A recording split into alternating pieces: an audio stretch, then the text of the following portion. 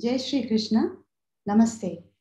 A warm welcome to the revered speaker, Shri Naamdeo ji, the distinguished guests, and all participants in this morning's International Gita Forum. IGF commenced 15 years ago as another avenue by Gita Jayanti Singapore to bring across the message of Bhagavan Krishna to the seekers of knowledge. IGF features several scholars across the world with diverse backgrounds to understand and appreciate the perspectives of Bhagavad Gita. Now, let's invoke the grace of Lord Ganesha and Lord Krishna before we begin.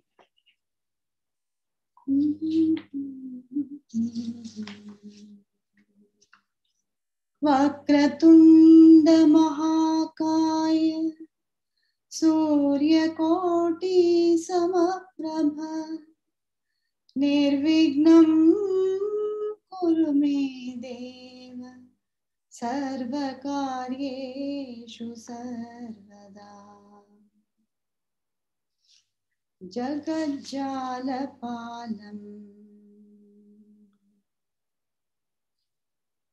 Jagadjalapalam Kachat Kantamalam Sharachandrabhalam Mahadaityakalam Nabho Nilakayam Duravaaramayam Supadmasahayam Bhajeham Bhajeham Sadambhodiyasam Galat Pushpahasam Jagat Sannivasam Shataditya Bhasam Gada Chakra Shastram Lasat Pita Vastram Asaccharuvatram Bhajeham Bhajeham Jara Janmahinam Paranandapinam Samadhanalinam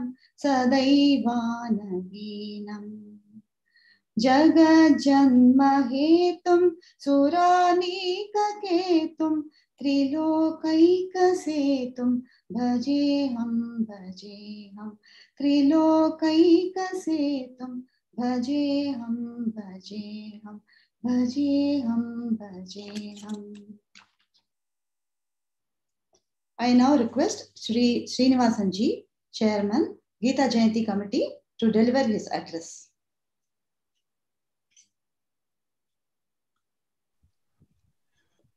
Hari Om, San Shri Naamdeo ji, the revered speaker at the forum today, Shri Jayachandran ji, Chairman, Hindu Endowments Board, Shri Rajan Krishnan ji, Chairman, Hindu Advisory Board, Shri Rajasekhar ji, Chief Executive Officer, HEB, Srimati Akhila ji, Hindu Endowment Board member, and the committee members of Gita Jayanti subcommittee as well as the organizing committees, and the distinguished delegates at the forum today. It gives me great pleasure to welcome you all to another edition of the International Gita Forum, held on a virtual basis since last year due to the prevailing circumstances. Gita Jayanti Singapore, a unit of Hindu Endowment Board, brings together more than 30 Indian organizations and temples together to spread the message of Gita through various activities, as you might have seen through the slideshow that preceded this proceedings, to bring the greater awareness of Gita among the people in Singapore, and as well as now, with thanks to COVID, to the benefit of the world audience also. And an example for this, increasing greater awareness would be the very significant number rising for each category of the competitions, Gita chanting competitions held last month. It was quite inspiring to see, even in the adult category, almost 50 members participating, which we have not seen before. So it gives us a comfort that the job is being done, I would say. And each year, one organization among these 30 over institutions take over and lead the Gita Jayanti celebrations for that year. This year, Vihangam Yoga Singapore is bestowed with that honor to lead the Gita Jayanti activities 2021. we welcome to them for this being the lead organization. Now, Vedas are the fundamentals of our Sanatana Dharma, which reveals vividly at the end through Upanishads the ultimate truth about one's own self. Bhagavad Gita, given to us by Lord Shri Krishna to Arjuna, reveals us in a very condensed form and has become an essence of Upanishads. It is also an important scripture for Brahmavidya as well as an important tool in the pursuit of Yoga Shastras.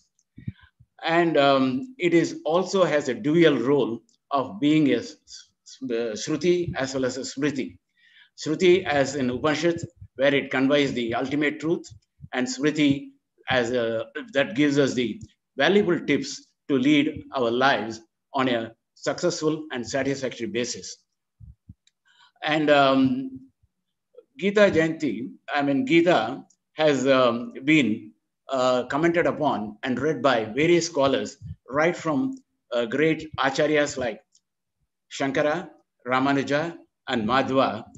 But several others also have been continuing to write commentaries, continuing even today. And it is not only from in India, but it extends beyond the shores of Bharat also. Only a couple of days, perhaps some of you might have seen about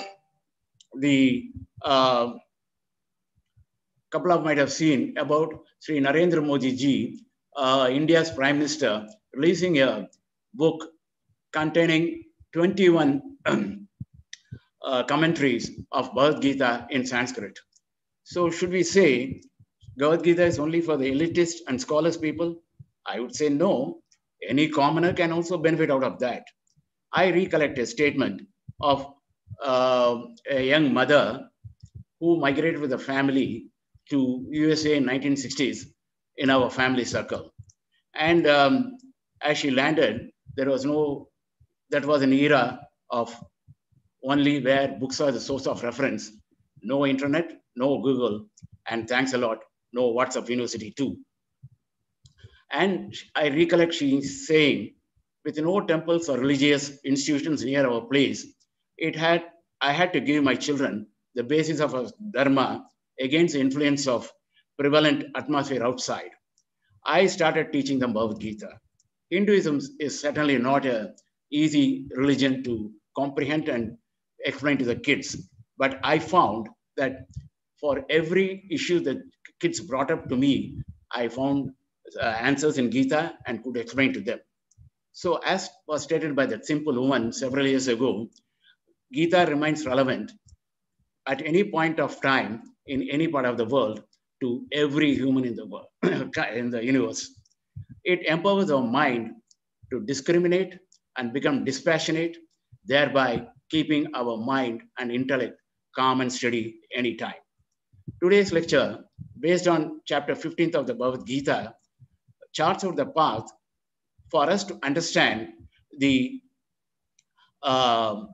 true purpose of our life and become aware of our own self, that Sachidananda Swarupa that we are really.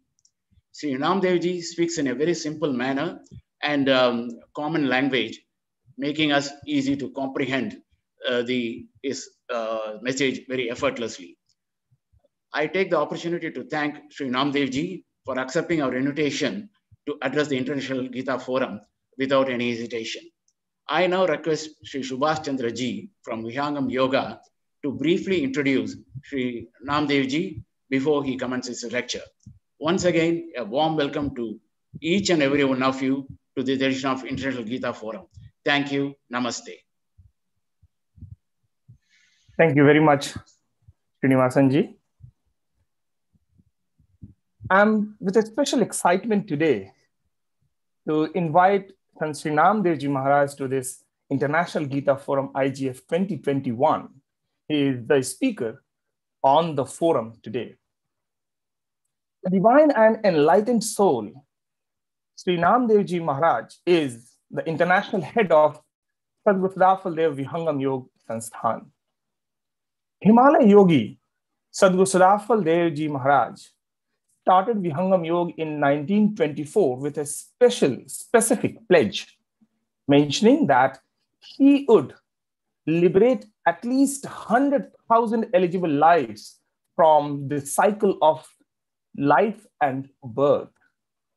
And at the same time, he mentioned that while this particular knowledge, the knowledge of Brahmavidya, will flourish around this whole world, to propagate it in the right manner, in the right way, we need special souls to take it forward.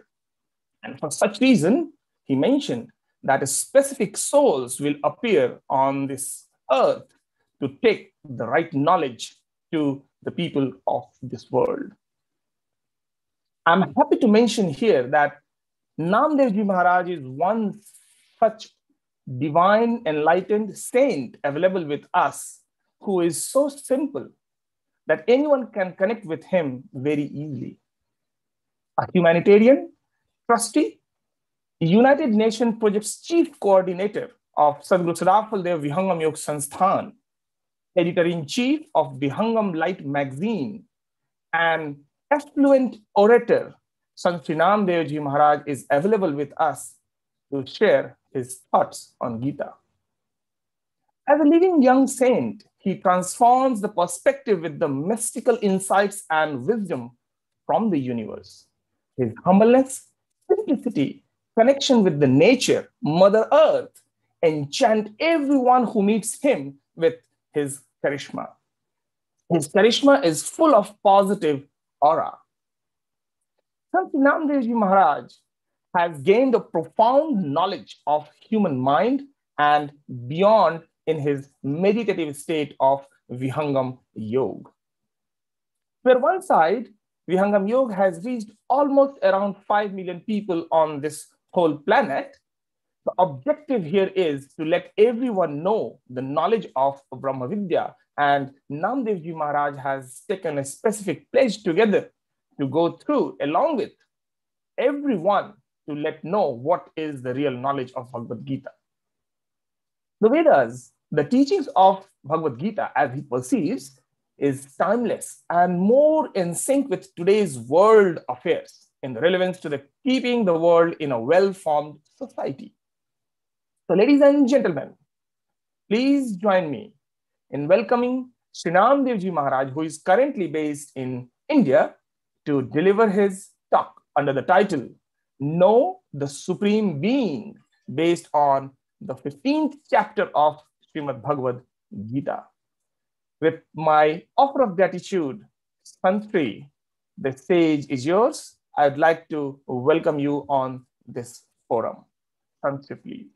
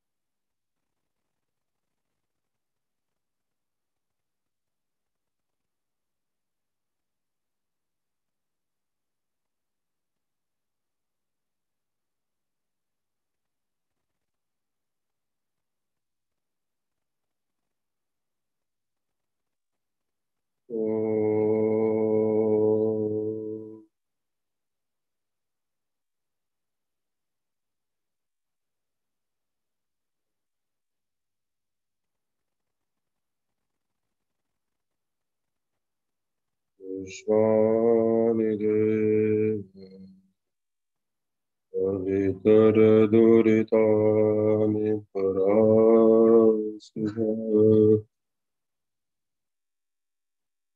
Yadbhadran Tannaya Visuva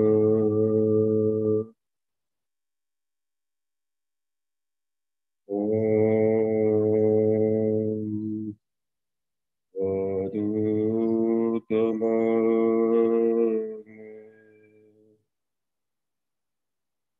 Udritam Yuge Yuge Avyavaham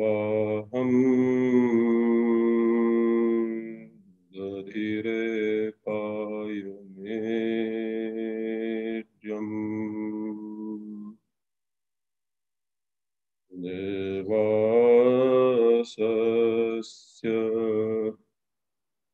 maratasasya jagritam veham vishwapadim sanishe.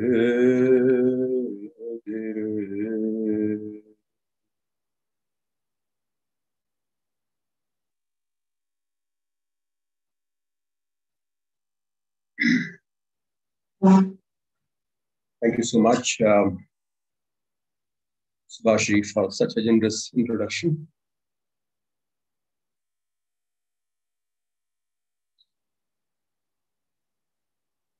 Thank you, Shri Nivasanji,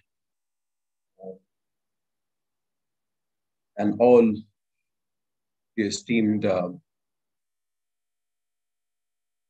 analysts of Bhagavad Gita Singapore. Well, first of all, let me begin with saying that all the scriptures, irrespective of any religion, talks about the utopian idealism which a human being is capable of. That is the most significant thing. So if you go through the verses of Bible, or for that matter, any scriptures from any religion, would certainly keep the sanctity of humanity at the most privileged and honor spectrum which the Almighty Himself pervades through. So any matter of sanctity cannot be woven without the threat of humanity. So we all are humans, we all are connected with one divine source with whom we feel connected. Don't we? Yes, we do, at different levels. So in this age and time when we are amazingly connected world today, what is most important to know? That here is a text, here is an epic, which predates any religion, any organized religion. So Bhagavad Gita as in itself predates any organized religion. Around 5,450 years ago, because Jesus came about 3,000, around 1,300, or max 500, Islam came, and Hinduism came before that around 3,300 as an organized religion. But Bhagavad Gita, when the preaching happened between the midst of all chaos and confusion, the clarity was brought forward by a visionary and a master of yogic practices, who was at the pinnacle of spiritual potential, named Shri Krishna. He imparted the most profound and the most ancient method and technique of meditation, the Brahmavidya, to those who were just confused, just like you and me. So this Bhagavad Gita that we are talking about here today is beyond any religion. It is not a religious book. It is not a religion. It has got nothing to do with any sect of belief, creed, caste, color, or any form of religion at all. So that's very clear to us, because it predates any organized religion. What is most significant here is to realize that Sri Krishna himself in this time when there is an assertion of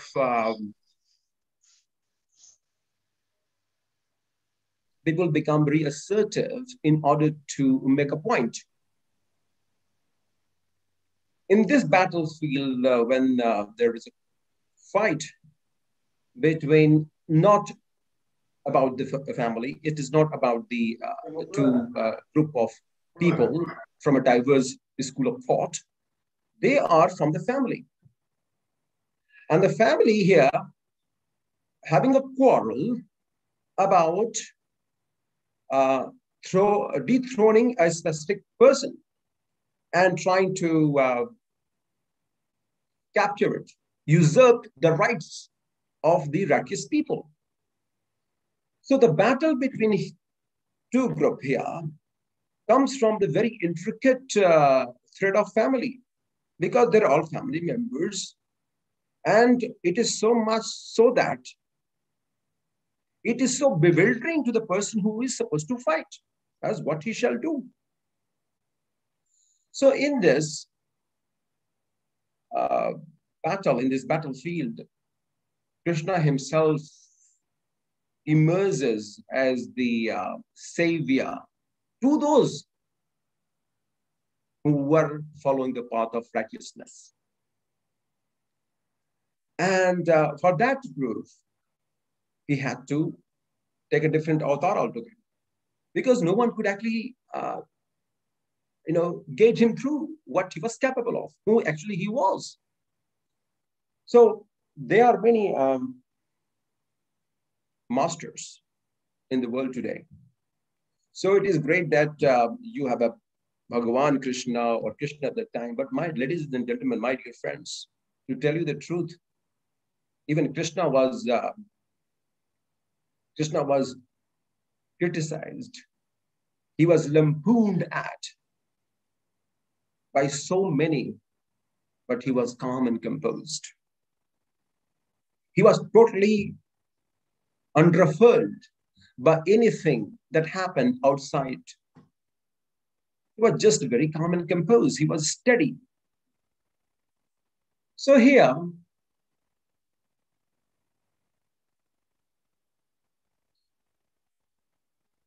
Krishna himself, having had 16 spiritual attributes, like they call Sola Kala, he was endowed with those spiritual virtues and attributes, though he had to work just like you and me. And most of them could not understand who he was. So there's so many great people around you in your life, but we don't understand their importance. They try to preach us something which they feel could transform our lives, but we turn our deaf ear because we are so much engrossed in pleasing our own senses or what we think is most appropriate. So there is a wisdom of knowledge. There is a stream of knowledge that descends down, but even though are we receptive enough to be able to grasp it? That is the big question. So in this battlefield, the first thing that Krishna talks about, especially in the Bhagavad Gita 15th chapter, that he says that there is a tree, and this tree is not any tree. This tree is very special. And he says that the root of this tree is upward. It goes up high in the sky. And the roots of this tree, which should have been ideally, tucked away beneath the soil, is actually turned upside down and faces upward. The roots goes upward. So he said, Urdvamula madasakam masvattam prayurabhyam Chamdansi yasya parnani yastam vedasa vedavita. So Sri Krishna said that Urdhamulam madhasakam asvattham prahirabhyam. He said Urdhamula, it means that the Urdhva, like earth and Urdh. So it signifies many things. It's like one shlok of Bhagavad Gita could have multiple way of looking at it, could have multiple facets of reality which could be manifested through your own mechanism, like the way you want to understand it. It is so profound and at the same time so relevant even after 5,000 years, which predates any organized religion. That is the significance and importance of the teaching of Bhagavad Gita. That really blows away entire spectrum of religion, for that matter. So he said that Urdhva. What is Urdhva? What is Ardha? Let's talk about it. Well, Urdhva, like the very ascending order through which we feel elevated.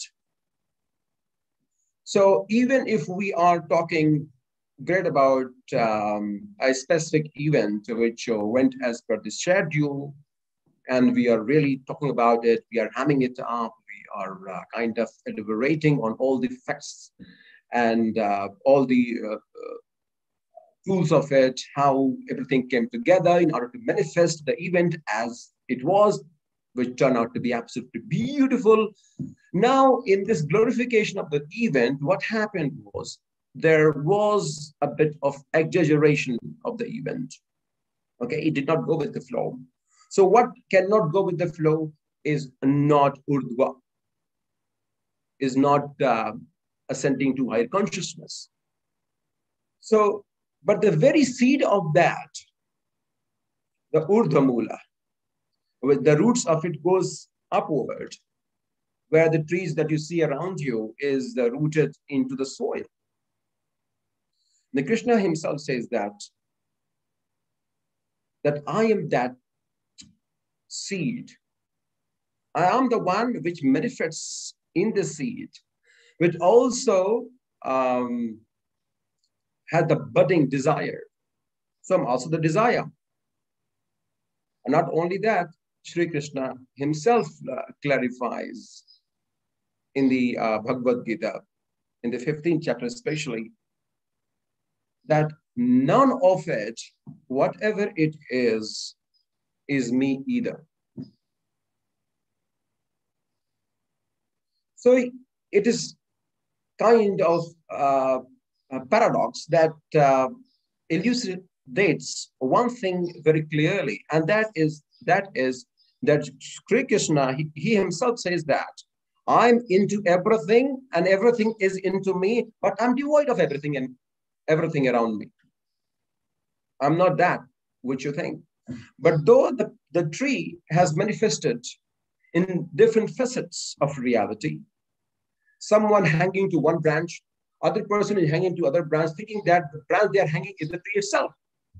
So you see today, number of people hanging on to their way of life and the way of their thinking that what they're holding on to is the best thing in the world. But little we know that what we are holding on is this little trunk of a tree, or maybe a budding which is just sprouting. We are just hanging on to it, depending on the vibration we are operating from. So here he said, Urdhva Mula.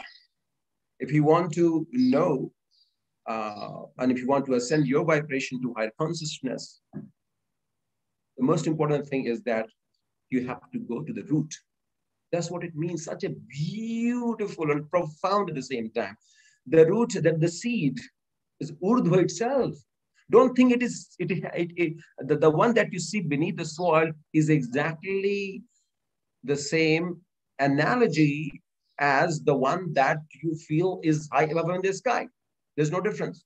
There's no any distinctive difference as such. It is just a matter of perception. That's what Sri Krishna is trying to put across here, that whatever you envision as something that is tucked down into the soil is exactly the same, which could be beyond the physical perception of reality, which eyes cannot see, which the ear cannot hear. That's what he is trying to put across. And he also says that if you know the very seed of the seed of it, which is urdhva. You will also know the leaves. You also know the trunks. You'll know everything in all, and all will be revealed to you because you have known the one thing, the urdhva, the ascending order from which everything there is happens to be exactly in the same manner where I, as a Krishna, pervades. So look at the magnificence of description of Bhagavad Gita here in describing and revealing the knowledge and the wisdom that Sri Krishna tried to propagate through the message of Bhagavad Gita in the 15th chapter. And if you move further ahead, Sri Krishna also said that Narupamasyeha tathopalabhyate nanto na chadirna cha sampratishta ashvattamenam suvirudamulam sangasastrena tridhena chitva. So though he happens to be the trunk and the small sprouting of those leaves, he happens to be in all, but he also says that there are three gunas with which all the actions are saturated. So all the action that we performed is either instigated by three of them, either sattva, rajas, and tamas. And these sattva, rajas, and tamas with which we perform our actions determines the way our life is paved forward and towards the spiritual ascension. Then he says very clearly that one has to detach himself or herself from all three gunas. It is not possible with the pedestals of these three roads can lead you to one direction. Absolutely not. You have to go beyond that. You have to rise above all these three lines of thoughts. Whether your actions are instigated or are totally governed by the rajas or tamas, you cannot be into all three of them. So even the rajasya vritti is fine, but it doesn't lead to the final goal of reality. So Krishna says that. And one thing that comes quite prominently here, he says asvattamena. Here asvat has many meaning. Even asvat could be a horse, you see. So the place where the horses used to be under the shade of a tree. So maybe that happened to be asvattamena. And asva it also means like swa.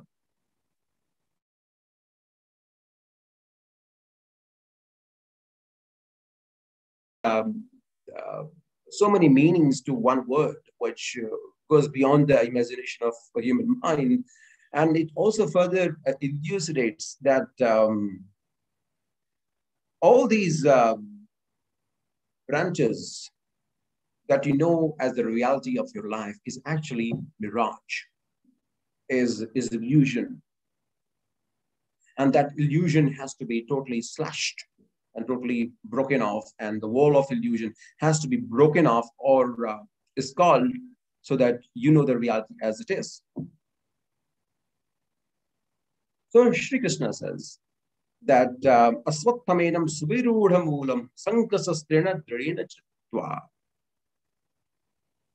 Here we say he needs an instrument, equipment, an equipment to ask. With your detachment, you can. So what? Detaching from what? From all the knowing of Vedas. Because all the knowing of Vedas is me.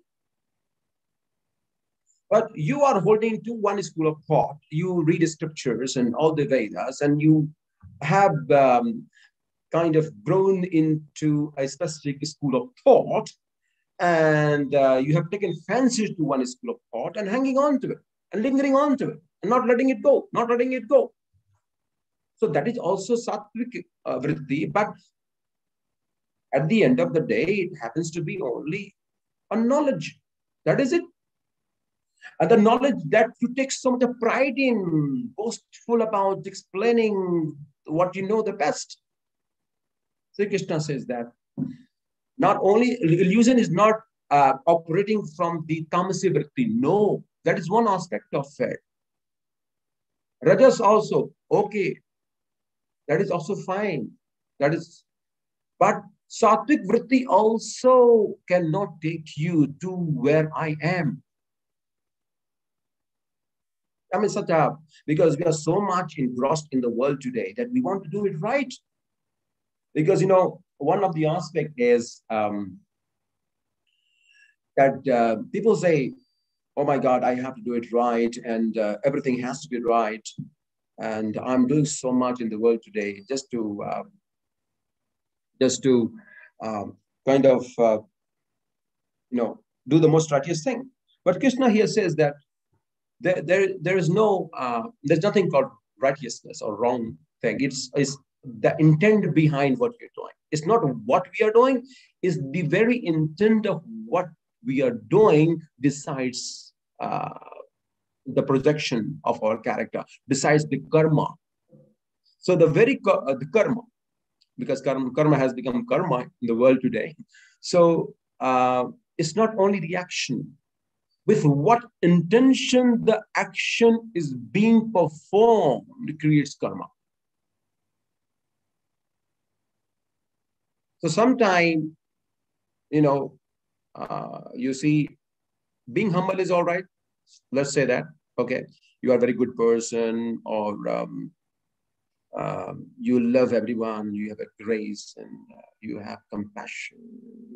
Wherever you go, you spread love and compassion and generosity to everyone you meet, everyone you come across. But what if it becomes a point of your identity? So here, the very sattvic vritti of yours, which is of compassion, love, generosity, helping people, becomes your identity. So what is happening is Sri Krishna trying to say here something very, very unique, very profound, you know, that has to be cut also with the slash of knowledge and inner guidance and intuitiveness. And if you don't do that, then you will be just lingering around the trunks of the trees. You'll never know me as a seed, as the urdhva. So often we are stuck with good karma, and we are trying to do the best thing possible and try to be generous. But there's a message here for all of us that never get stuck at goodness, because anyway, who knows goodness and what defines goodness? What I may define as goodness could be a matter of just mediocrity for someone else, right? So that's how the message of Gita here is becoming so relevant today, that we shall not get stuck with the goodness. We are neither good nor bad. Either we do good karma, we shall not be prideful of that. We shall not take any pride in doing good karma. That's not good, because that has to be also a part of, in the cycle of, in the loop of creating good karma. And good karma in the spectrum of spirituality is also a karma only at the end of the day. So Sri Krishna says that it means it has to be slapped. It has to be just cut. And the most important thing here is, in this today age and time, because it is also very prominent that Sri Krishna was very smart. And he was called a trader. He was also called a negotiator. And he was also called a very smart trader, in fact. Why? Because at times, the people would approach him from the other side, from the opposite side, and he would talk to all of them. He would not say, I won't talk to you because you don't belong to my way of thinking. No, he would not say that. What we do in our lives, we try to create a club of our own people, don't we? Whomever, we have choices. We have a lot of choices in our lives. Sri Krishna, I mean, the teaching of Bhagavad Gita is so immense, is so much in depth, because we have so much of liking. Oh, I like this kind of set of people. Oh, I like that thing. But Sri Krishna, he was totally determined to make go of what he was divinely designed to do on this planet. That is it.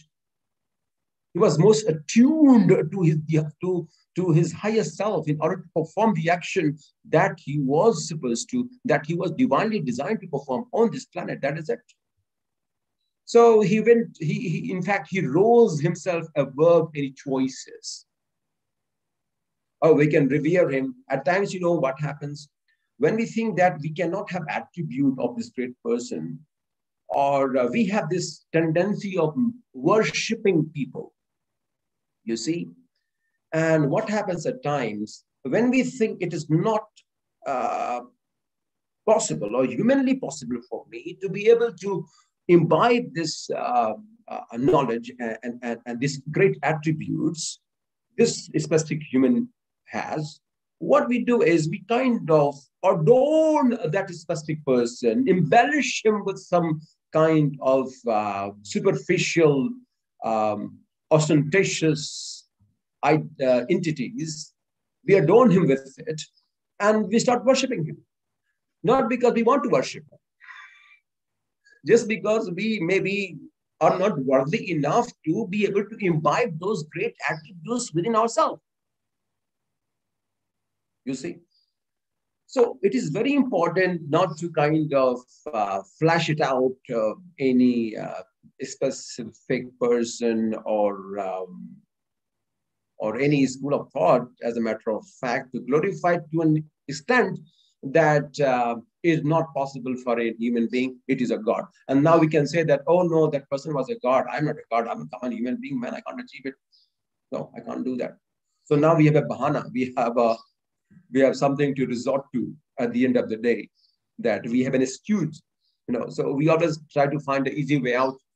That's our human nature. So Sri Krishna here says that no, because we have to learn from his lifetime. Come on, we shall, because the best thing is his teachings is universal. Today, even in this time where we are so amazingly connected world, where just a press of a button, we can send any message to anyone across the globe. Still, the teachings of Bhagavad Gita is so relevant, and we are having a talk right now. So Sri Krishna himself further elucidates more points, and one thing that he says quite prominently in chapter 15. Nirmana mohajita sangdosha adhyatma nitya vinivritta kamaha dvandaira vimuktaha sukha dukkha sanjaira gacchanta mudhaha padvyayam tata.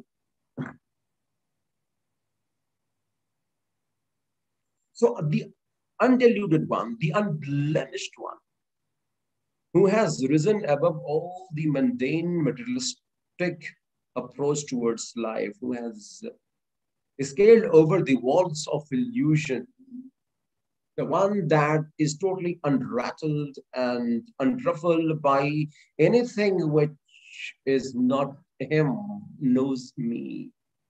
That's what he's trying to say. And he has no dvanda. He does not oscillate between the pleasure and pain. He has no compulsion or desire of anything. At the same time, he says that the one who is above all that, Vayam Tata, that is the one who can reach me. But he also says at the same time that I'm the seed. Don't forget that. I'm the only seed. So here, Padvayam Tata is, Sri Krishna says that what you are actually looking outside resides right within you, because this is where I pervades in the hearts of you. So anything that you are looking outside, in fact, the pursuit of equipping yourself with wisdom and knowledge which you seek outside through a guru or master, if the master tells you exactly where to go within and enlighten the lamp of wisdom within, then it's fine. But just going and wandering off the knowledge that we seek, in fact, the seed right here resides within us. And then Sri Krishna says that that is the only reason, the root of which goes so deep above in the sky. It is deep also, it is rooted also, but it is upward, which cannot be tangible, which cannot be seen. So here the seed is the consciousness itself. And that consciousness cannot be seen with the naked eye, with this physical eye. Cannot be heard, cannot be listened to, cannot come under the comprehension of our physical reality. That's why he says that na tadbhasayate suryo na shashanko na pavakaha yadgatva na nivartante taddhama paramam mama. That's why he says that the one that is illumined by itself is the consciousness because of which everything illumines. That's why it is beyond the light of sun and the moon. Not that there's no air out there. And after having gone there's no returning. My God, this is such a profound teaching. He said that after having reached there, you cannot even come back. So here, there are few insects down in the river, maybe at the bed of the river. At the bed of the river, there are many insects, and they've come onto the surface. And when they come onto the surface, they fly off. So what happened one day? All the insects there grouped together, came together and had a meeting saying that, you know what? Whoever goes on the surface of water never come back. What is the reason? What's wrong with it? Is there something on the surface? And they had a very secret meeting. I said, you know what? Those companions of ours who went on the surface of the water vanished. They disappeared. Where have they gone? So let's be very inquisitive, and we shall know what the reality is. So one insect there was very smart. So he said, let me take that responsibility. I will take up this responsibility on my shoulder. I'll go there, be on the surface of the water and see what happens, because they vanish. So Sri Krishna says, all right, absolutely fine. Here, let's say that that insect is a Krishna, the one that, because he's also there into everything. So he decided to go there on the surface of water, one of the insect. Here, the wise person is Krishna. Let's say that. The insect is Krishna. Once he goes there, he also knew that what he was capable of. He was capable of flying into the sky. So that insect turned into a dragon, maybe. He can fly now. So now he said that after having reached the surface of the water, he started flying. So he thought, I shall come back and tell them, as I had promised to my other companions, my other friends, that I will come deep down within and tell them what happens. So here, there's a teaching for all of us, that after having reached that level, you never come back. So once you have left off all the belittling traits of yours, all the demeaning character which suck away the power of your soul, suck away the energy that dissipates through the pleasurable senses, which the energy which dissipates through our senses. Once we leave that zone and ascend ourselves to a high vibration, we never go back. So once it flew high above the sky, even he wanted to come back and tell the story, as we have the same power to fly. We don't have to get stuck at the bottom of the river, at the bottom of the ravine and everything, the flora and fauna. We can actually go up and we can fly. We have that potential. But once you reach there, you cannot come back. Even if you come back, people won't be able to recognize you. So in this lifetime, there shall not be any complaint about leaving things which truly does not deserve you. Oh, your friends could say that, oh, now you have changed a lot. Your family members could say, oh, you have changed as a person. You're not the person you used to be. Only a dead body won't change. Human beings must change. You see? So once we reach the surface of reality, we know that we can actually fly. So Krishna says that natad bhasare suryo na shanko na pavayat datvanani vardante. So here teaching also, after having detached ourselves from all these machinations and the mundane materialistic approach towards life, once we ascend ourselves to higher consciousness, there is no returning. So in this lifetime, we shall just detach ourselves from all the lingering emotions and feelings which does not serve the best for us. Because after having relinquishing them, brushing aside all of these belittling traits, we come to a surface where we know what we are capable of. And Sri Krishna also goes on saying that the reason why we feel so stuck, there is a specific reason for that.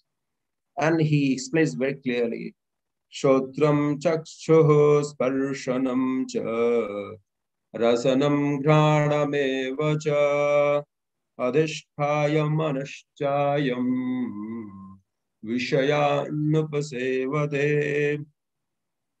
It means all these, the reason why we are so bind, we feel so stuck, because our senses are so much engaging into seeking the pleasure. So it is as if the chariot, the Krishna that resides within, is not in control. What is in control? These five horses. These five horses are what we see, what we hear, what we feel, touch, and how we perform through these hands, what we perform. So these horses pull us. But the chariot within is not in control. So Krishna here is a charioteer, a spiritual charioteer, the seed which no one sees.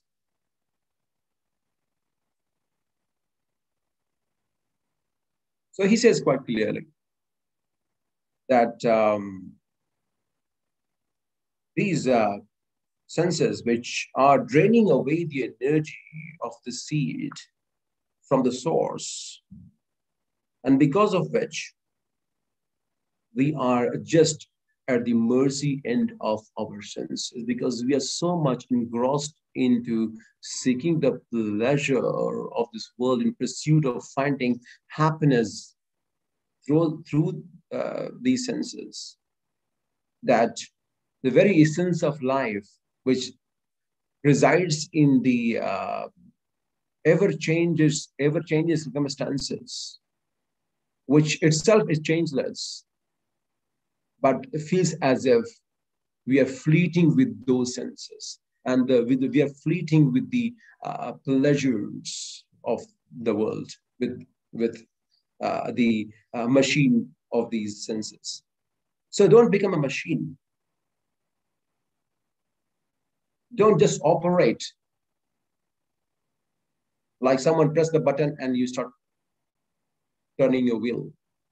Maybe one of the senses press the button and you start going in the direction. You don't have to do that. Sri Krishna himself said that. That's the reason why manaschayam vishayanupasevate. So according to the choices of the mind, you are in the entrapment of the senses and its pleasures.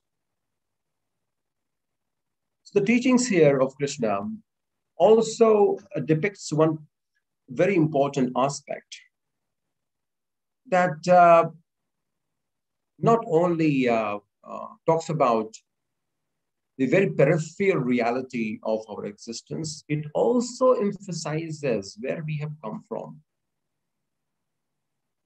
So in midst of all these confusion, and there's a heap of clutter that these senses create for us as an impediment towards spiritual progress, Krishna says one thing very, very prominently, that dvamimau purushau loke sarachachara evacha chara sarvani bhutani kutusto chara uchyate. So in midst of all the confusion and chaos, he said, dvamimau purushau loke sarachachara evacha chara sarvani bhutani kutusto chara uchyate. Now he said there are two things out here. One is chara, one is akshara. You see, chara is what is ephemeral, is the transient, is the transition from one thing to the other. But because of which it is changing, is changeless, which does not have any physical form or perception. It is not tangible by any means of the senses, which is devoid of all that, is akshara, from where it operates. Now, another aspect of life. So what is happening outside is not going to define you. And whatever has defined you is actually an illusion of yours. Because we say he is not even chara or akshara. And he says that kutosto chara uchyate. It means way above the akshara as well. So I am neither chara nor akshara, but kutosto chara uchyate, the one kutastha. Unruffled, undiluted, just beyond all of that is there. It's eternal. Kutastha is eternal. So the eternal science of Brahmavidya here talks about whatever, in a very physical perception of reality, we can understand whatever has ever defined, which has demeaned us, belittled us, is actually not a reality. And what other people feel that they have achieved greater dimension of life and are very boastful about it, he said that also doesn't matter. It is also totally inconsequential to the grander reality who we actually are. Because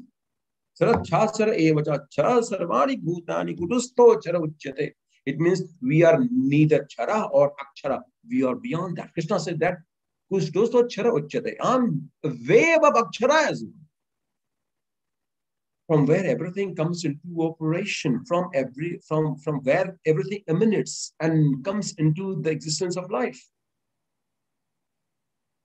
So this message again clarifies that we have to reach at a point of tranquility where we are just equipoised. We are just into the stillness of our own life. We know the essence of life as it is, and we do not deviate from the path which is rooted in stillness of our existence, which is totally devoid of everything that you know about yourself, like great or bad, whatever. So just detach yourself from all greatness or otherwise. And on the other side of it, that comes quite strikingly well poised for those who think that worshipping God is the only thing in the world. Well, let me talk something which is not so appropriate here in terms of understanding a new perspective of life, a new perspective of understanding itself. Aham Vaishwanaro Bhutva Praninam Dehamashritaha Pranapana Samayuktaha Pancham Yannam Chaturvidam. Sri Krishna here says that Aham Vaishwanaro Bhutva. I'm the only one. Praninam Dehamashritaha means all the prana that we have. Aban, Udan, I am also there as well. He says that. And because of the Vayu, the food get digested just because of my presence in there. So here, why Krishna is saying aham? I don't understand this because I don't like this, to be honest with you. Why? Because he has to be assertive enough to prove himself to be what? To be the one, the Almighty One. Because he is now getting into the one which is supplying the supplement for that sprout to grow into something much more significant, which could be used by humans like you. But I am also there. So whatever it is, even the food that is getting digested in the entire metabolism resides in. But why is saying aham? I am the only one. Now, if you settle your energies a bit, you will not say aham in your life. On the other hand, he says that whoever you are, you don't do that. You have to use an ask of detachment to cut all that machinations and imaginations which you have created. They are just illusion. Just break them off. Here, on the other hand, he is trying to say that aham vaishwana praninam dehamashrita prana panasamayukta pancham yannam chaturvidam. Even the smallest sprout that belongs to me only because I reside in. So it is so subtle. But as we meditate in dhyan, what happens is what we know of ourselves start totally becoming different prospects of reality altogether. Why is it so? Why different reality? Why different perspective? Because we know that we are not only this body. What we know through our senses is very, very, very limited. Once we are awakened within our own self and see things within the light, from the light emanates the reality and manifests into different facets of reality. Once we reach within our own self, our perspective change. Once we reach there, the aham goes, grace follows. Because grace can follow only when aham goes. But the Krishna here says that I am. So in this chapter here, you always feel that Krishna is actually being very boastful. He's talking about how great he is. Suppose that all that greatness that you see around you, if it wasn't presented the way it has been, would you believe in? Would you believe in? Okay, if you go to Vatican today, Vatican is a magnificent city today. People from across the globe go there. Visit the place because it is a place of greater magnificence. So people out of curiosity go and see and gets totally mesmerized by the beauty and the carving of the stones and everything. So the entire picturization of it has been done. The the things that surrounds it is so enchanting in its nature that people are drawn to it. You see the Vatican today. You see the Makkah Medina today. You see the any faith of institution, any institution of faith that you see around the world today, whether it is from Islam or Christianity or Hinduism, you see there is a massive cooperation and a display of ostentatious materialism, if I could say. That's quite not a nice way to present it. But don't you think all that you see in the temples today are very ostentatious in nature? Because that there's a heap of ornaments that we embellish the god and goddesses with. There are a number of cases where a chariot was presented to a Almighty worth 300 crores or 3,000 crores, whatever it is. So you see, to establish a fact, one has to be assertive in life. Because people would not just go under the peepal tree and meditate and get enlightened and know who you are. No, people won't believe that. And everyone is not entitled to be positioned into that higher realm of possibilities where spiritual growth can happen through that specific Atma, that specific soul. Everyone is not entitled for that. For them to believe, the eyes must see. That's why Aham is important here. To create a mirage of reality, if I could say. At least people will be able to come and see with their eyes, oh my God, there's a huge building out here. Because for enlightened one, these buildings do not matter. Because they can go anywhere under a tree and meditate and feel enlightenment. But what about the rest of them? What is the percentage of those great seekers, those inquisitive seekers? Maybe God will appear in front of them and take them towards the higher realm of possibilities. But everyone is not designed for that. For them to believe in, there has to be a physical perception of reality through which they can relate to. Because and the Maya has to be presented in that way. So they can feel, oh, there must be something for sure. That's why there's a huge structure here. There is this kind of embellishment of ornaments which God has been endowed with, right? So that's why it is important in this age and time. In Sanatana Dharma also, that we have a beautiful temples here. We shall take care of our own temples and clean them and keep them very neat and clean. And also, it must look really beautiful. That's true. There is Sanatana Dharma. The God doesn't have to reside in a stone, in a carved, chiseled stone. God does not have to reside there, but just to create the faith in the people as what it is that draws them towards these deities. I mean to say, the physical perception of understanding must be presented to them. That's the whole idea.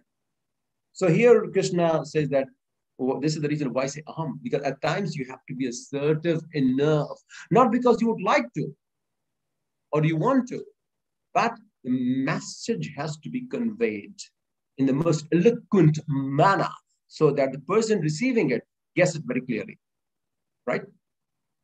Suppose that there was no Vatican, I think the Christianity won't exist even today. What about those beautiful mosques in Middle East? All right, maybe Islam would just get into oblivion up to that time. So what I mean to say here is that the everything, whatever that you see around you, has a reason for there to exist. Don't question it. It is not appropriate just to question each and everything in life. There is a reason why things are the way they are. Otherwise, why Krishna would be teaching so many paradoxical realities? Because everything changes with the time. And we as human beings shall also evolve to be understanding the grander dimension with which we are most attuned to, which is our true self. This is what the Krishna is trying to put across here. But to establish that grander self of yours, the physical perception of reality must be presented so that most of us would be able to relate to it. So that's the whole idea. So in this spectrum of Krishna, who is the most subtle and the most grand, he is one as like an atom, and he is the grandest. And that's the only reason why this 15th chapter of Bhagavad Gita is an epic in itself. Why? Because here the very metabolism of the body is governed by supreme consciousness. That's why whenever we eat food, we pray. And especially the 15th chapter of Bhagavad Gita is recited before eating food. Why?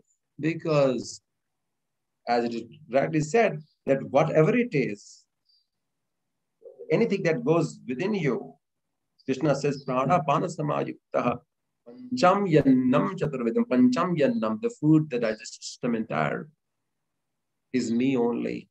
So whenever, that's why we take prasad, we don't take food, or it's not bhojan, it's the prasad of God.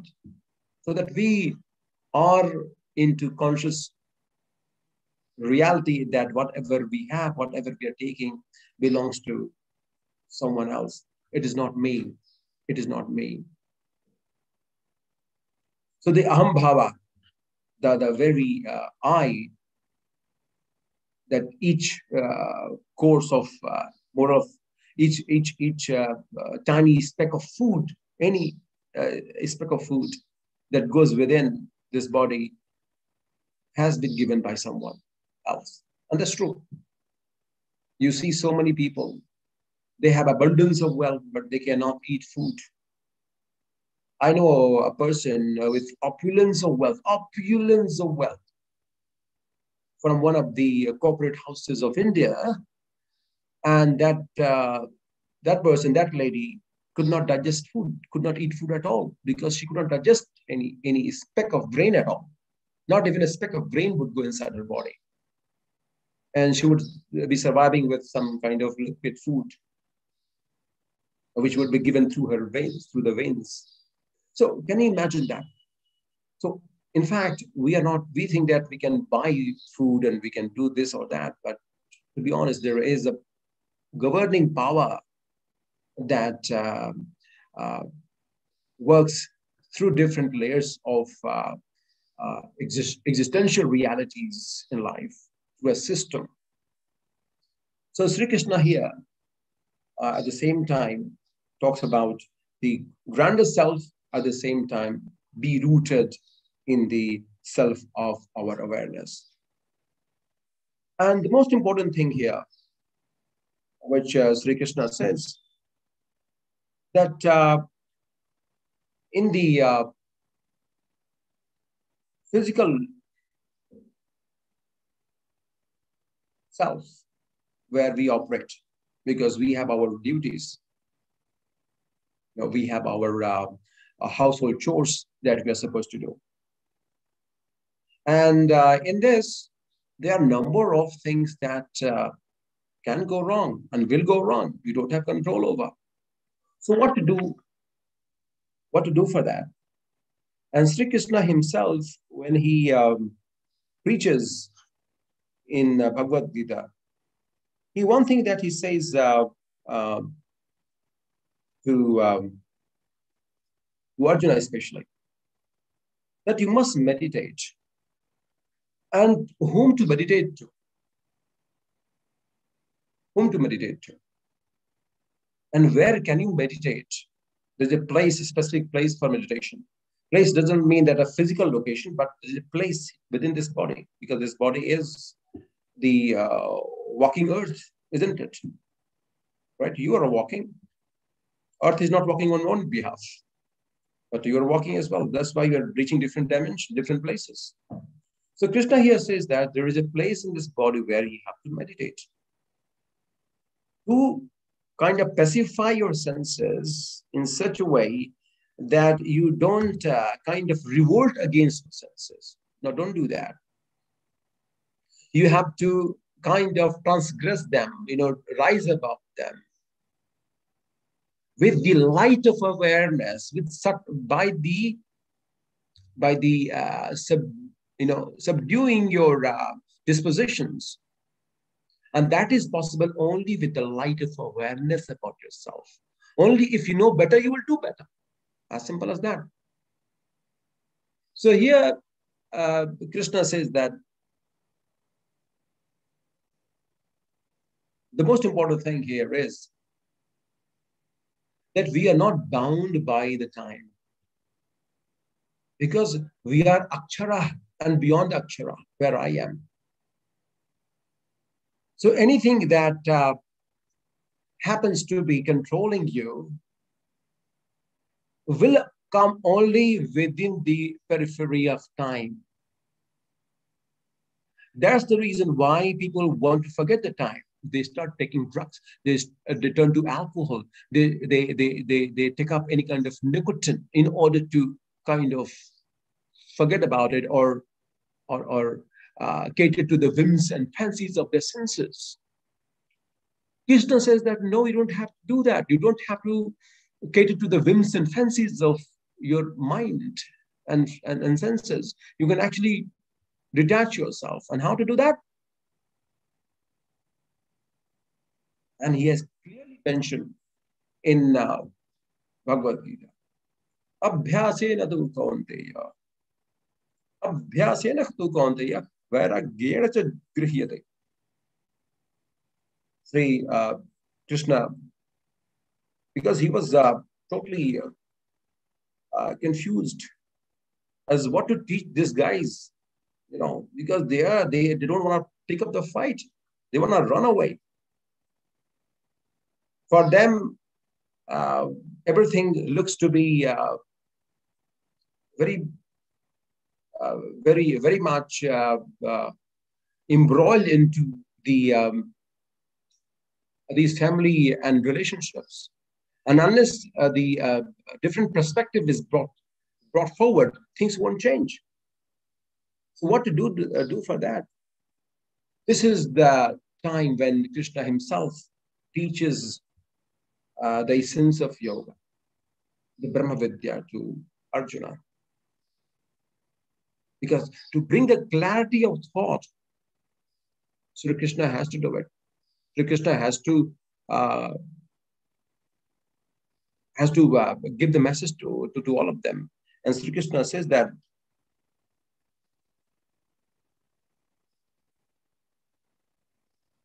Tatraikagram manah kritva yad chitendriya kriya upvishyasane yukta yogam atma vishuddhaye. It means that, there's a asana, there's a place, the place I was talking to you. There's a place in this body only. Once you are seated there, from there you can find yourself. You can be more friend with yourself. You can become friend with yourself. What is happening right now? We are enemy of ourselves. So he said that there's a place in the body upon which once you are seated, everything you will find quite convenient. Everything will just flow through you. And then he says that antahkara, that the man, buddhi and chit ahankar, when there is kind of synchronicity, if I could say, it is not consequential, because nothing is consequential. And he says that, he further elaborates that it is very important for the mind to be in control by the self. That's why he chose us to be a charioteer. When the self is in control, at the helm of the affair, and able to operate from the seed, which is Urdhva, then the life as it is can be manifested. So he says that, but that is not possible if you are stuck with your senses. But at the same time, you don't have to beneath their importance and belittle their ways of it, because that revolt against them can put you down as well. So Krishna never says that, no, go to Himalaya. That's why he never preaches the concept of going to Himalayas. He says that be within your family. Be within your family. And know yourself better in such a way that whatever it is which comes from outside are molded in such a way that when it comes to you, becomes friendly to you. Because that is the only way of achieving me. That is the only way through which you can transform yourself. That's the real message. That's the essence of Gita. That you internalize everything, whatever you're doing. So all the actions that we are supposed to perform, which at times may anger someone. Let's say that. Don't you think you should perform? You must perform. If it is needed, it must be done. Sri Krishna says exactly the same thing here. But that is possible once having reached that stage, once having seated in that domain that resides within this body. If you operate from that level, you will exactly know what to do. You will be in absolute clarity of what you must do at this point in time. So we shall be asking ourselves at all times, am I doing the most appropriate thing for my spiritual growth right now? Yes or no? Am I doing what I must do at this point in time? Or I'm just taking a shortcut or finding an easy way out to do something which I shall not be doing, which is not attuned to my highest growth, my highest self? We shall be asking this question to ourselves. So even after having gone to Himalayas, where there is scarcity of everything, but the mind still is troublesome. It seeks the pleasure. It seeks the egocentric ways to satisfy its hunger, quench its thirst of being recognized or loved. What about that? So after having been there, even though the mind is so troublesome, but being in the house, don't you think that you have the possibility of growth? Because you have so many people from your family members who comes and say things to you and do things to you which you don't feel good about. In fact, it is our own disposition which we are not able to overcome, because of which we see badness in others. That's the reality. And that's a very cruel reality. So anything that puts you off is the most appropriate action to be taken. Anything that puts you off your mood, in fact, this is exactly where you should be aiming at, because it does not feel good to you. This is the biggest sadhana, sadhana you can do to rise above your own character that you have created, all the identification that you have created, because of which you are where you are, stuck, and cannot make any spiritual headways towards understanding yourself. So Krishna here says that. Don't you think if Krishna had wanted, he could have illumined everyone's mind and changed their perspective? But he chose not to. Why? Why? There's a reason. Because everyone is not entitled to reach that stage, the highest stage of life.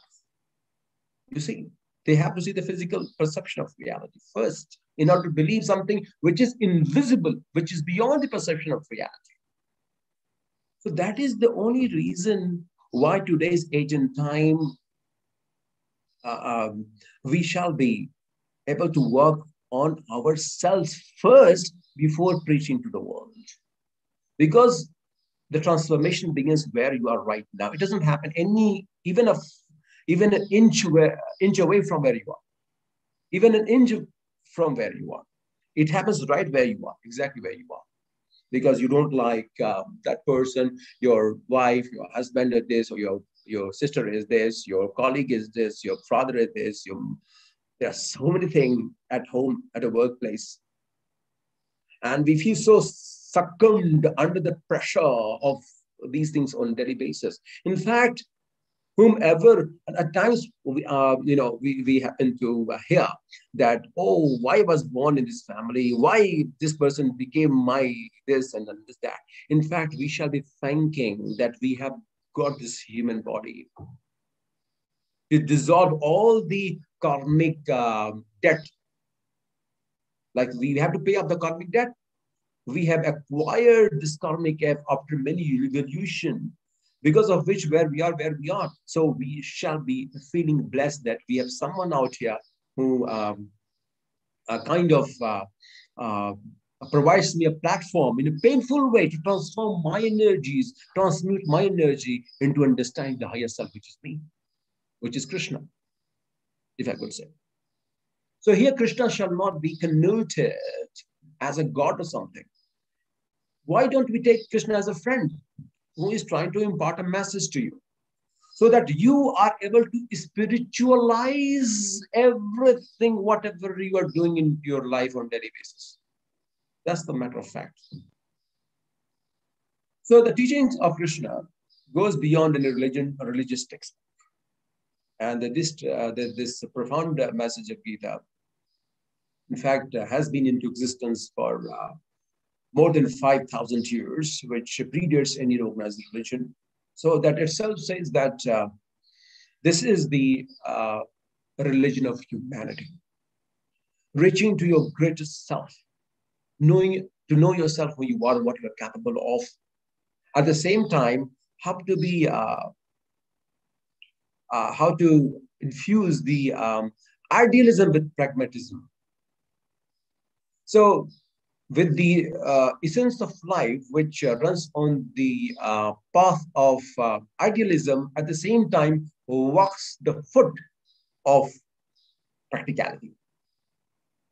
So here you are practical, at the same time walking on the path of idealism. Because you are governed by the chariot, the seed within. The seed within sees the light ahead and the eyes of the universe, which can see all. From where all the energy and knowledge pervades and emanates. So this is the message of Gita, that we don't have to kind of, whatever we cannot achieve, we make a god out of it. We don't have to do that. All we have to do is just to spiritualize or internalize each experience in such a way. We have to mold our character in such a subtle way that whatever it is being thrown at us changes its color and shape. Otherwise, the reality that is in your life, if it is the way it is right now being presented to you, the way you feel it, is so different from the other person, isn't it? So it would have been the same for everyone. But the other person is sailing through what you are struggling with. Other person is struggling with what you are sailing through. That's why there's no any reality as it is. It is just the mindset which has evolved to become in such a specific way. So here in the teachings of Gita, which is nothing but a practical guide towards understanding yourself. And each time we recite the Gita, we not only understand and grasp the knowledge. In fact, each time we recite Bhagavad Gita, we ascend our energy to a high vibration. We attune ourselves into the vibrational energy, which is of pure potential, which is of great creativity. So in this competitive world, we could be creative. And that is possible only once we kind of let go of what we all know of. What we all know of. So it is about de-learning. So here, the essence of Gita also teaches us the letting go, the detachment. So with this equipment and with abhyas and vairagya, with the practice of yoga, with the recitation of practice of detachment, but that will come with the light of awareness, because only if you could do better, you will do better. If you know better, you will do better anyway. So only with the light of consciousness and the light within you, if that illumines, then things will transform magically in your life. So I think time is almost up right now. So on this very auspicious day, I'm sure that there will be much more elaboration on Bhagavad Gita, but the time restricts us. And thank you so much for this platform. I'm sure that the teachings of Gita is universal and will transform many lives. Thank you, Shri Naamdeo ji, for that excellent talk. We now move on to the next segment of the event, the question and answer session. Here is the first. Is physical worship a reflection of subservience to God, or is it a reflection of our own internalness? Please enlighten.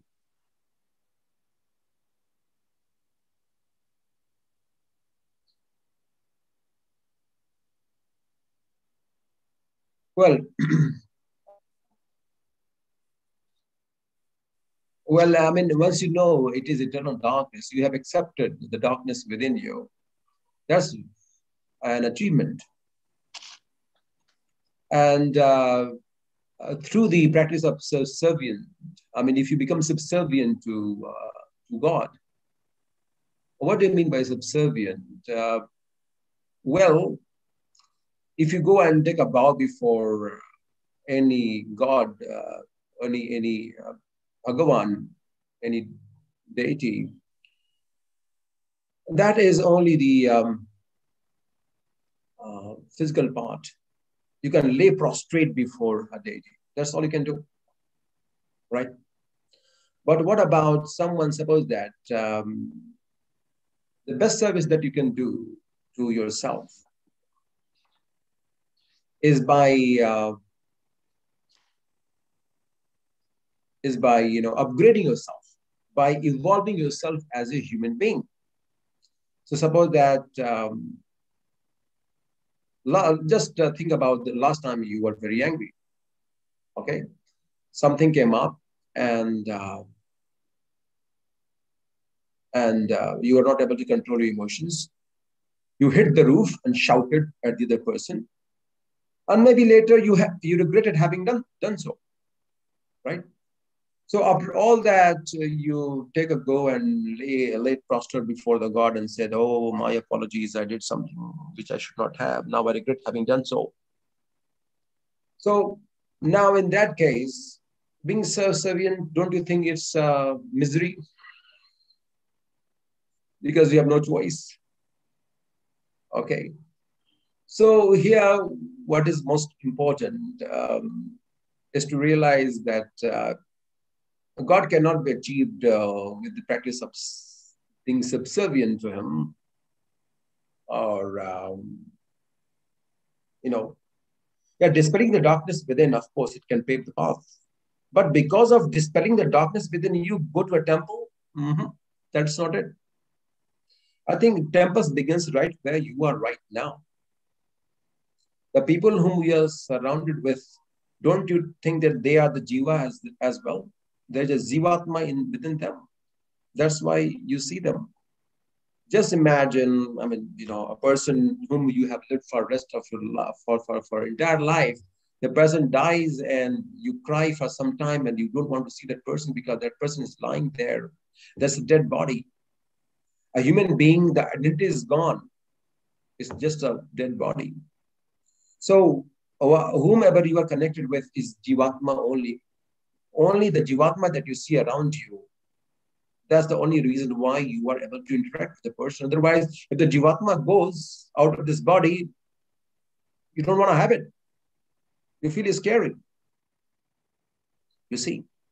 So the Atma, the Paramatma that you want to see in the temple, why don't you see people in and around you or in circumstances? Because if it doesn't, because they will change, as you change. So subservient to God is one thing, but it is all about overcoming our own belittling traits, if I could use the word. This specific word, we have to upgrade ourselves. We have to grow in spiritual consciousness. So that will come with the awareness.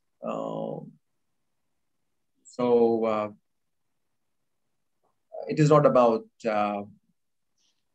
being subservient to any god and goddesses. Absolutely not. I think the only way forward is to spiritualize or internalize each action of yours in such a way that that you are a living temple yourself. Maybe God will come to you.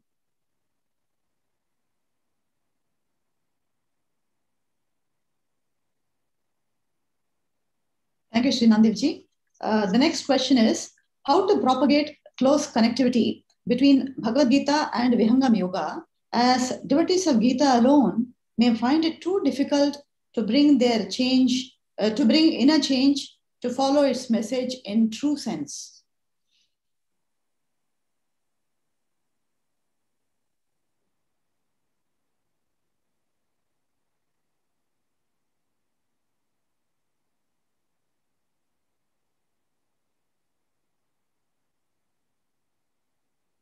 Yes, first of all, I think that we don't have to be worried about and feel concerned about propagation of Vihangam Yoga Bhagavad Gita. That is not important at all. I don't think it is important. What is most important is only one thing, that you make a finer version of yourself through Vihangam Yoga, through Bhagavad Gita. Not to be concerned about the propagation of Vihangam Yoga and Bhagavad Gita. Why don't we make our life an example of Bhagavad Gita? Don't you think this body could be a Bhagavad Gita and Vihangam Yoga? It is only in the textbook. It will not be applied to. Again, we are segregating ourselves from Bhagavad Gita and the teachings of Vihangam Yoga.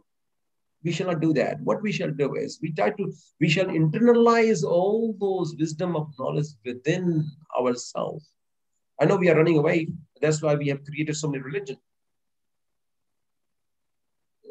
We have so many custom and do's and don'ts to follow. Because we cannot do it. We cannot just make it practical into our own lives. So that we try to segregate so that we have easy way out. That's our nature. So I think what is most important is that we shall be the living example of the teachings of Bhagavad Gita and Vihangam. That's the only way forward.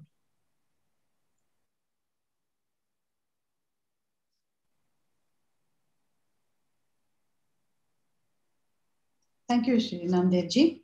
The next question is how one can apply the principles of Gita in a normal day-to-day life, and why Gita or Brahmavidya is so important for human beings.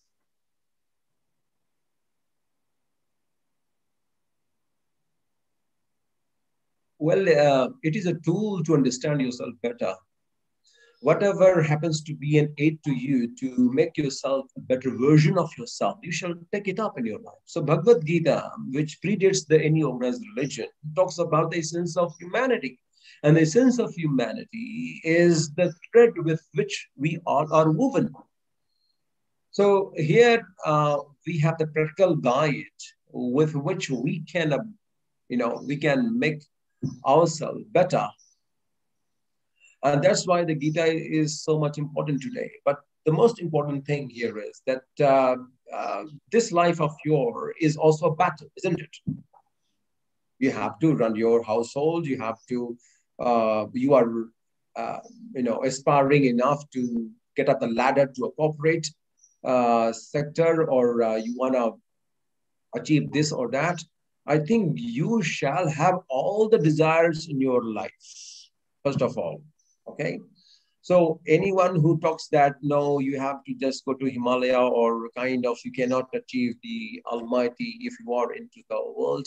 In fact, the only way to the Almighty is to right where you are right now, into the chaos. Have you seen the lotus? You know, the root of the lotus grows into very dirty water. You see, there's a slouch, it's dirt.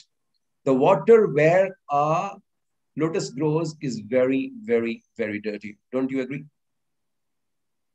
Mm-hmm. So the reason why, but if you try to put a drop of water on the petal of a lotus, it won't stay there. The Krishna teaches and Vihangam Yoga teaches as well, that you have to be within this Prakriti only. You have to take up responsibility, take more responsibility, in fact. Go through all of that, embrace all the pain. You know, so the teaching is important here. Why? Because it makes us responsible citizen of the world, which country we live in.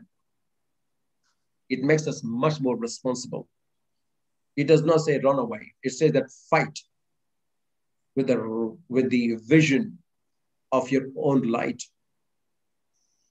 by your own heightened intuition, with your own heightened intuition, fight in this world. You know, bear to bask in the glory of forbearance. It's like that. Suppose that, okay, I'll give you one example. Okay, suppose that if, again, take example of anger.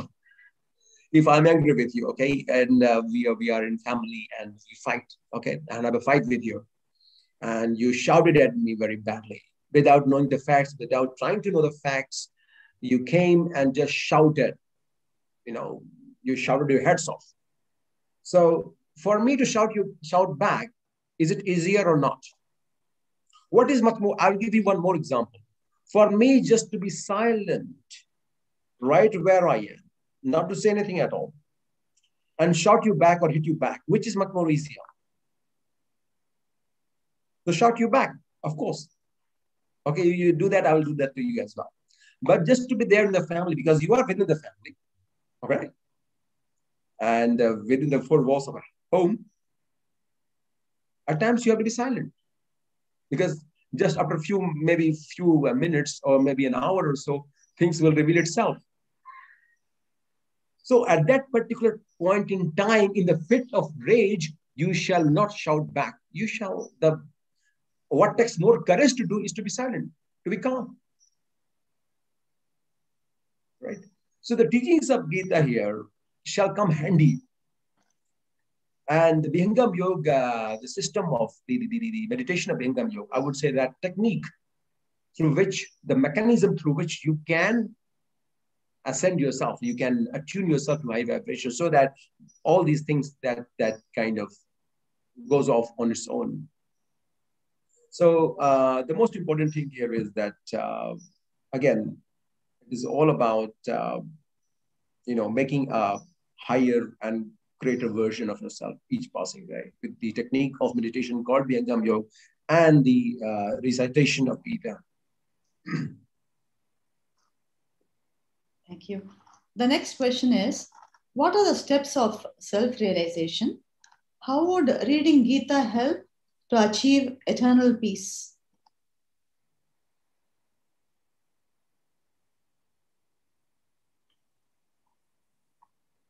Well,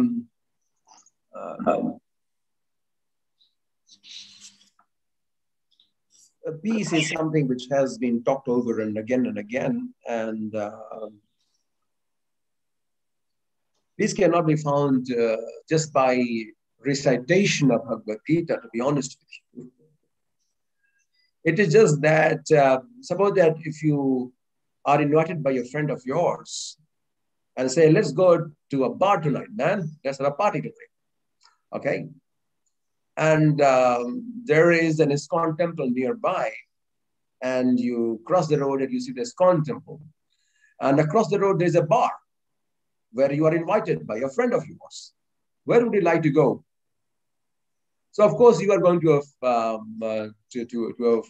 a friend place. I mean, the place where you have been invited. Don't you think you can find peace in a bar as well? A lot of people are finding peace in a bar. They don't want to find peace in ISKCON, in Krishna. Okay. So the recitation itself, what is important here is that the peace cannot be found by recitation only. I say you must do the recitation of Bhagavad Gita for sure, but not to find something. Why do you want to find peace? Or happiness or joy or this or that. I don't think we shall have any expectation out of recitation of anything. It shall just happen. We shall just do it. It shall be in our practice. So if there is a need to do something, it means there's a desire, and the desire has expectation, or if the expectation is not met, then we are left disappointed.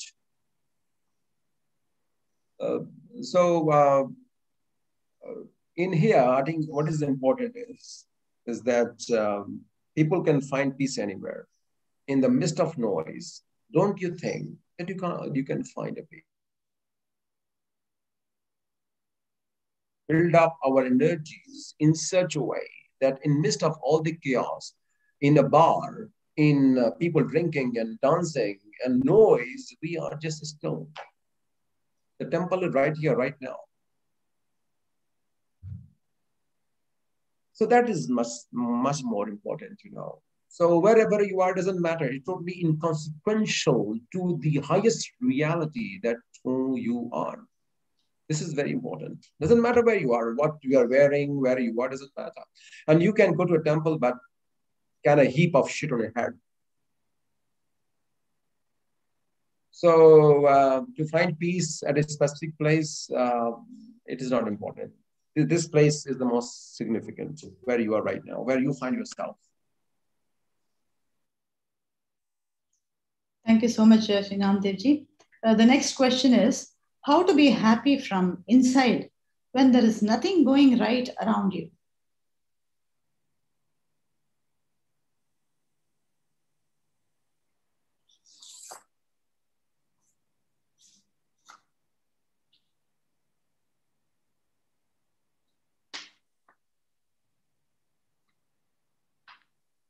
Well, I think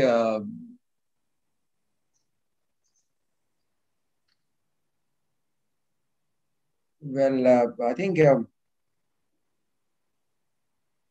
is very important to ask the other person who is doing bad to you. The other person is doing exactly what he wants to do, or what the person thinks is the most practical or most appropriate thing to do.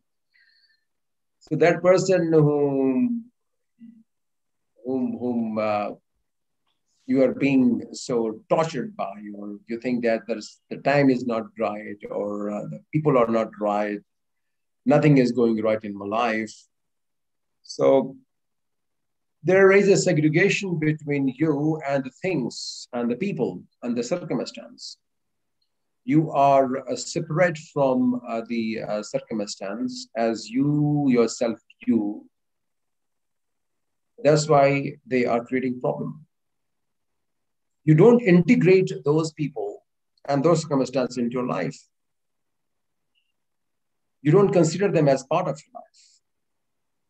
You view them differently.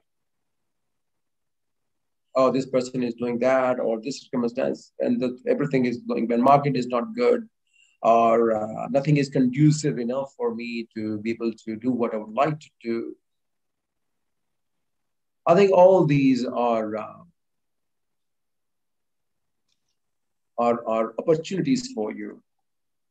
So whoever is asking this question, I think you have a massive opportunity with you right now. You should be really blessed to have all the problem in your life. Now you shall be getting really angry at me that why you are saying you are blessed.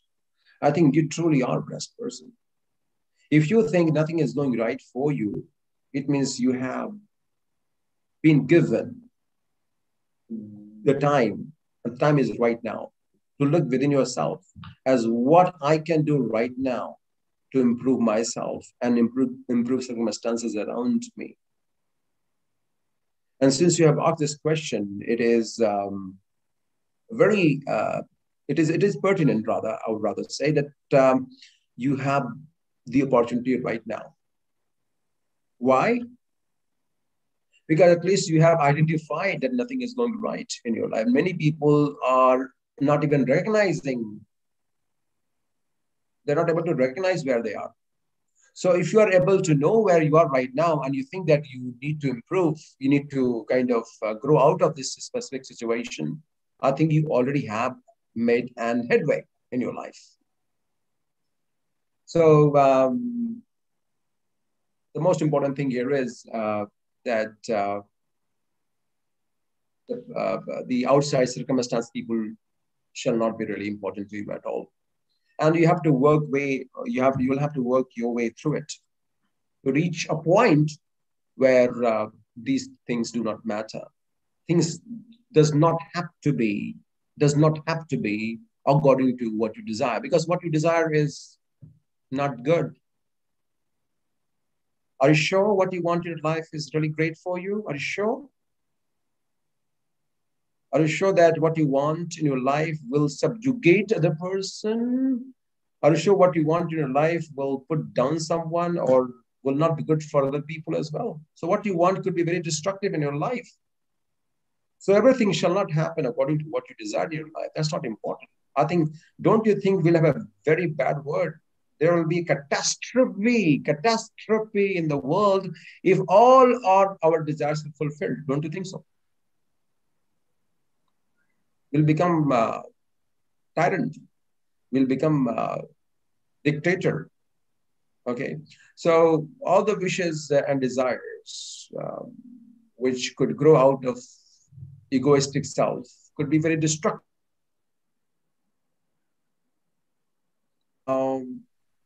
I think the people and the circumstances shall be used to know yourself better. So could you use this opportunity to know yourself better? Do you think you could look from this perspective? Could you use the people and circumstances outside to preview your life, to use them for your own greatness? I think we can change the perspective, and as we change the perspective, the life will certainly transform itself. It's all about changing the perspective. Thank you, Naamdeo ji. The last question for this session is, I am trying my best to control the thoughts flooding my mind during meditation practice, but in vain for years on end. What more can I do? And after Naamdeo ji's answer, Sujit Bhatia ji, Chairman, IGF Subcommittee, will render the vote of thanks. Gita Jayanti Singapore is pleased to inform that the next IGF will be on Sunday, 20th June evening. Kindly watch out for full details in our website. Thank you.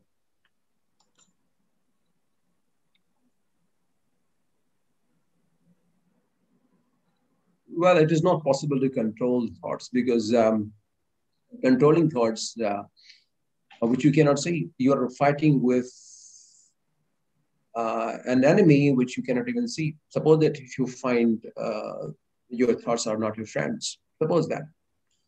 So there's no point trying to fight someone or something which we cannot even see. Thoughts cannot be seen. It is not possible to control thoughts. Not at all. And we shall not try to control something which is not possible to be controlled. Well, I think the only way out is there's no point thinking good thoughts or bad thoughts. I think all thoughts are just thoughts and they are okay. They're all okay. So the first thing is, the thing that we must do at this point in time, not to make any identification with the thought itself.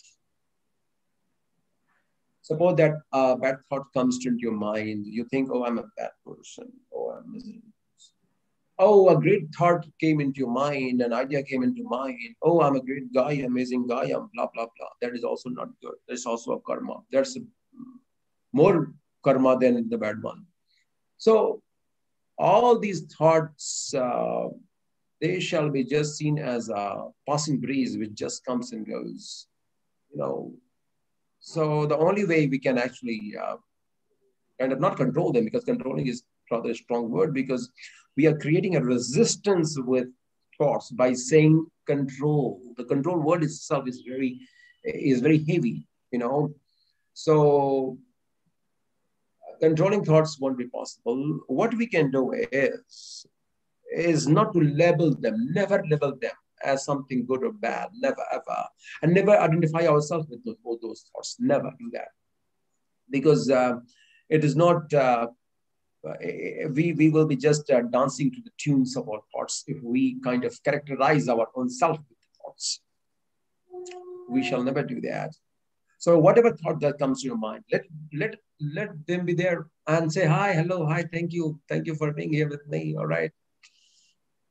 Just give a smile to your thoughts. Is it good or bad? Just acknowledge them and just giving them a smile. Maybe you could try to be a witness to a thought. If you could do that, that was great. But don't make a meaning out of it. Just think them as like a passing breeze and come and go. All right, it's very casual. So you can make all these thoughts very casual. And yeah, but yeah, if you're really disturbed by that, then I think really disturbed by that, I think there are a few asanas that you can do. You shall do few things in your life. That is, wake up early in the morning before sunrise and take bath with cold water only. If your body persists, if your body agrees to it, that's fine. With cold water, and you should chant Gayatri mantra for sure before you go to bed, and also in the morning. And recitation of Bhagavad Gita is also very important. And you should do the Kapalbhati, okay, the pranayama, the pranayama Kapalbhati pranayama, and you should exhale more. Because inhale will happen on its own. Don't worry about it. Body will take, the oxygen it requires without you doing it. It will automatically happen. So you need to exhale more. Do more pranayama. Conscious pranayama for 25 minutes a day in the morning will help. But that will only help. And if you could rise before the sunrise and do pranayama, especially the exhalation part, like every day, and Gayatri mantra before you go to bed, it may help. And secondly, you can walk in nature. You be with the nature, like you can go to a garden, just sit there, observe things. It will also kind of help you a lot. So these, I mean, if it really disturb you, but like if you're not really disturbed by them, you can just see them as a passing breeze and not to label them as something bad or good. Just them, smile at them. They will just go away. You're not identifying yourself with bad or good. Okay, right, you can. Bye. Okay, right. So you can take it very casually.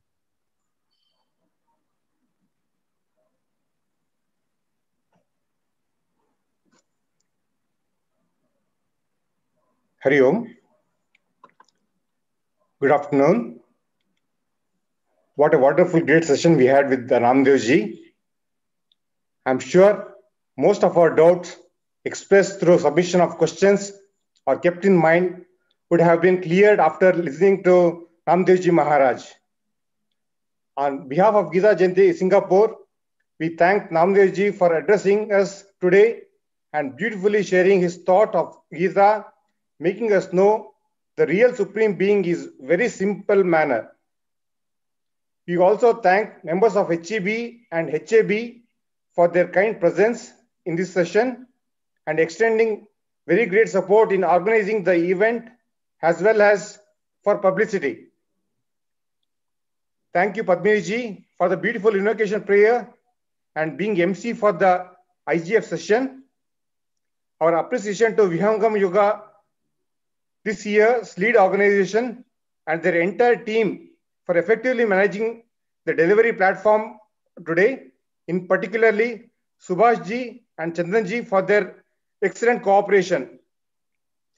Thanks are also due to each and every member of Gita Jayanti Committee and IGF Subcommittee for their support and guidance. Last but not least, we thank you all for joining the event. Your continuing support encourages us to organize more editions to spread the wisdom of Bhagavad Gita. Thus, we look forward for next IGF event on 20th June 2021. For the further details, please visit our website gitajayanti.org.sg. Thank you.